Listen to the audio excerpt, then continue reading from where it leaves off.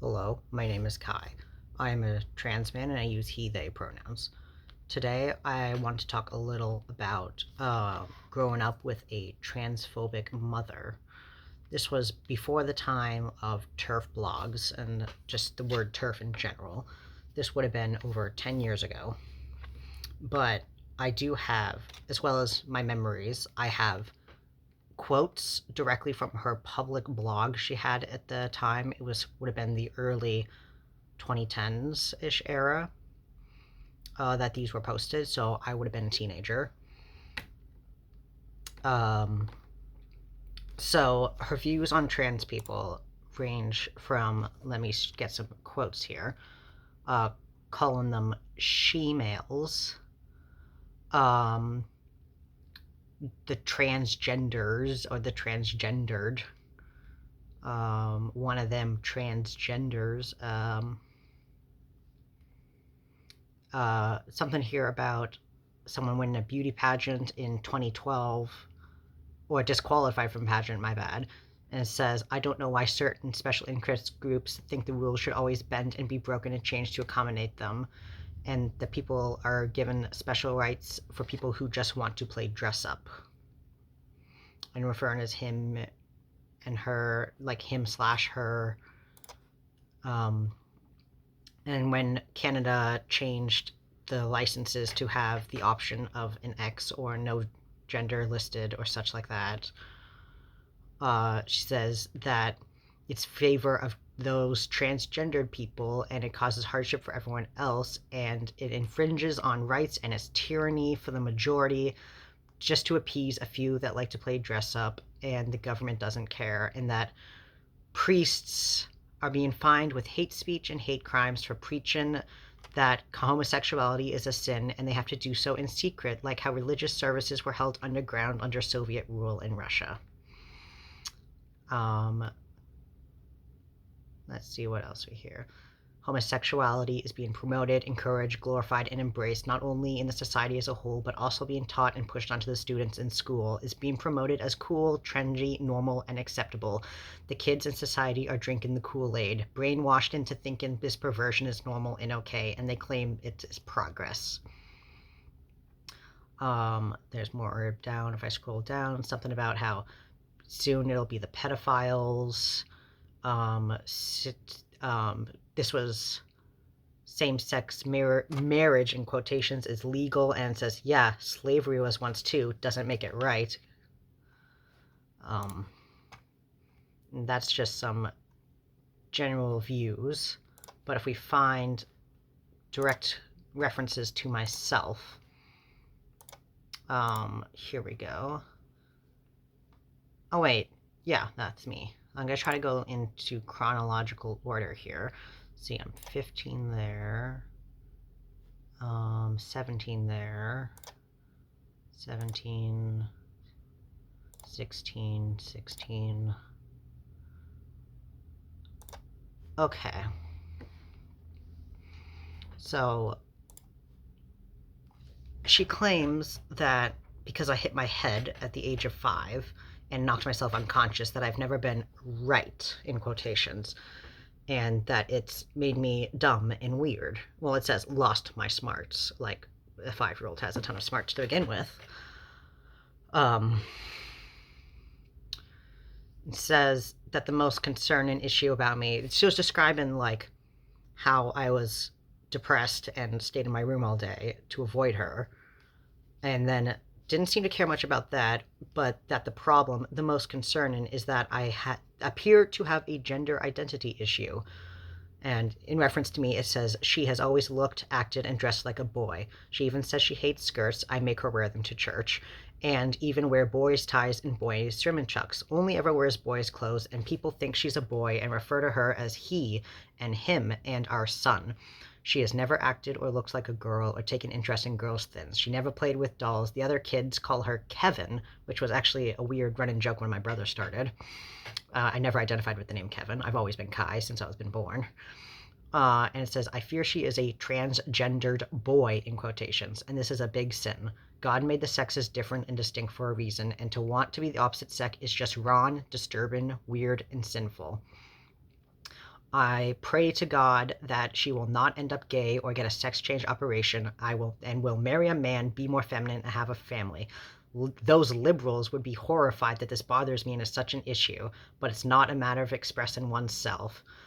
It is a moral issue, and it is a big thing to a religious conservative mother. And says, but then later she says, somehow she gets it right that I still was interested in men, although I like men and women. But it says that she fears I will get a gender reassignment surgery and become a gay man, and that she seems seriously messed up. She also once sat me down when I was around 14 years old. This was before this post, and like asked me point blank if I was transgender, which I didn't even really know what it was. But and when I got upset and being like, no, I'm just like doing what makes me happy, and she's all like, well, there's freaks out there like that who try to change their gender and all that, and I didn't know what was happening. But also in reference to me, there's a lot of complaining about my overall goth style and such, and how it borders on the occult, but then about how being transgender is a sin, and that I hope and pray that her punk goth transgender thing is a phase and a stage she'll outgrow, as she's just a freak and it worries me. It's like, I don't approve of her, in all caps, transgendered vampire punk goth look, and how my grandmother was trying to defend me because my mother would constantly berate me and insult me. She would say things like nothing I said mattered because I was a transgender boy freak. She would go into my room and throw out my stuff. She would force me to wear normal girl clothes anytime I left the house, which I would change later because they made me uncomfortable.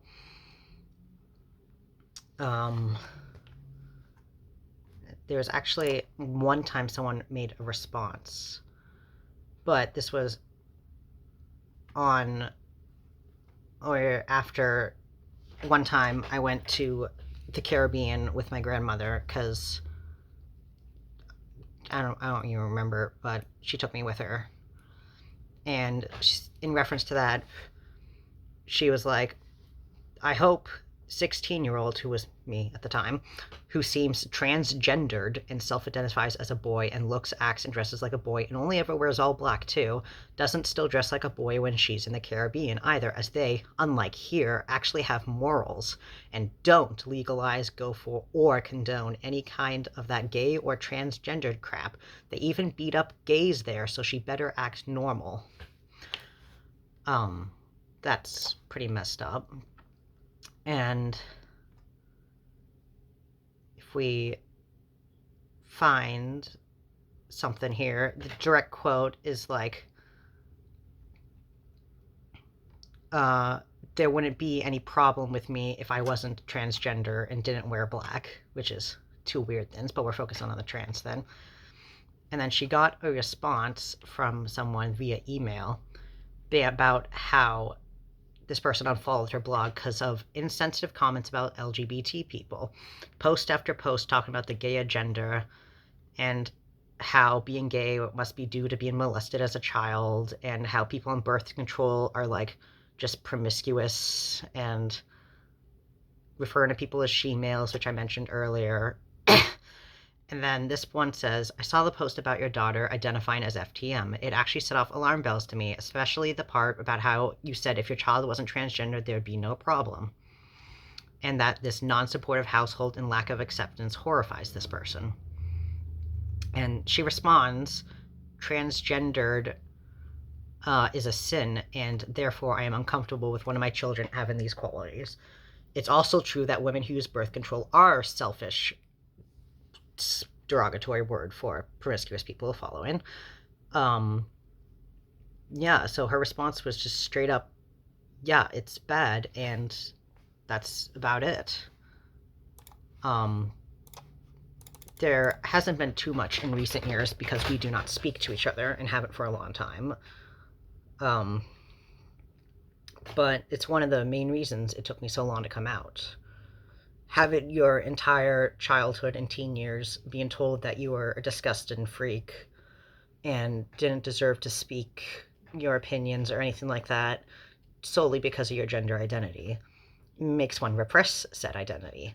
So I went hyper femme for a few years before finally coming out in my 20s. After lots of therapy making me realize that, yeah, like, this is something that won't go away and I can't just shove down.